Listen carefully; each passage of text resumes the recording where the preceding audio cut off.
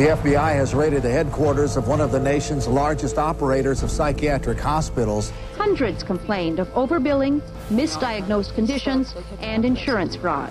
Investigators say they found more than 5,000 similar cases in all 50 states. Psychiatrists clearly are getting rich. Psychiatrists traded drugs for sex, filed false insurance claims, and exploited patients sexually. We have uncovered some of the most elaborate, aggressive, creative, deceptive, immoral, and illegal schemes being used to fill empty hospital beds with insured and paying patients.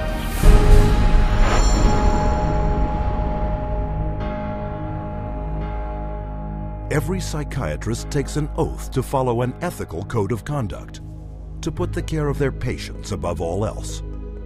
But of all medical disciplines, psychiatry has the worst record of fraud and abuse. Psychiatry is almost a license to print money. If a doctor were clever enough, and many of them are, there's no reason that they couldn't make at least $500,000 a year fraudulently and get away with it in psychiatry.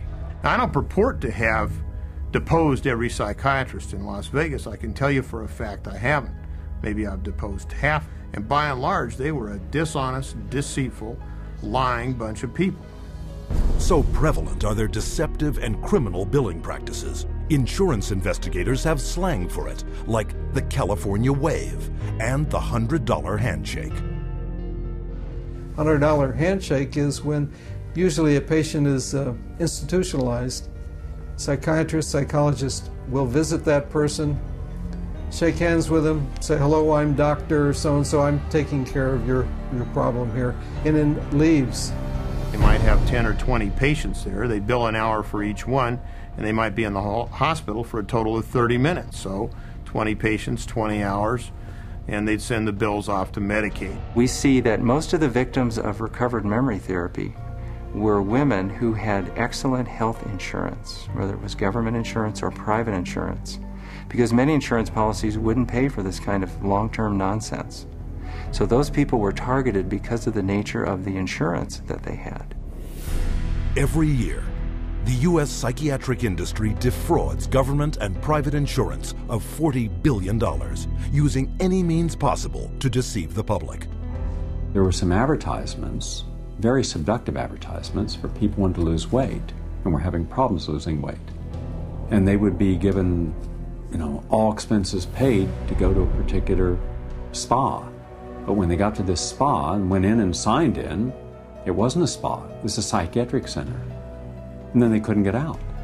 What instead they received is they received massive doses of mind-altering drugs, and they were kept for a lengthy period of time, and their insurance carrier was billed tremendous amounts of money for something that was unnecessary. But their lies go beyond the psych ward and into the courts, where as paid witnesses, they will say anything to collect their fee. A psychiatric expert who will have one opinion in one scenario and a completely opposite opinion in another scenario based on which law firm or governmental agency is paying for his time. The psychiatrist, on one hand, will tell the public that suicide can be prevented, but will go into court and tell a jury that suicide cannot be prevented.